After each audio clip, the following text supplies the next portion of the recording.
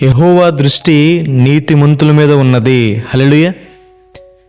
క్రీస్తు ప్రభువారు చేసిన శిలువ త్యాగాన్ని జ్ఞాపకం చేసుకుని ఎవరైతే తమ పాపాలు ఒప్పుకొని విడిచిపెడతారో వారి మీద దేవుని దృష్టి ఉంటుందని, దేవుడు మన మీద దృష్టి ఉంచి మనకు మేలు చేస్తారని, దేవుడు మన మీద దృష్టి ఉంచి మన ప్రార్థనలు అంగీకరిస్తారని.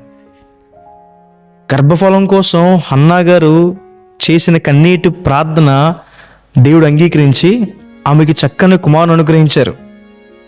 దేవుడు మన మీద దృష్టి ఉంచి మనకి సమృద్ధి అనుగ్రహిస్తారని. సమృద్ధి అయిన ఆహారం, సమృద్ధి అయిన సమాధానం, సమృద్ధి అయిన పరిశుద్ధాత్మ శక్తి దేవుడు మనకు అనుగ్రహిస్తారని. దేవుడు మన మీద దృష్టి ఉంచి ఇరుకుల్లో నుండి మనల్ని విడిపిస్తారని. దేవుడు మన మీద దృష్టి ఉంచి మనల్ని స్వస్థపరుస్తారని.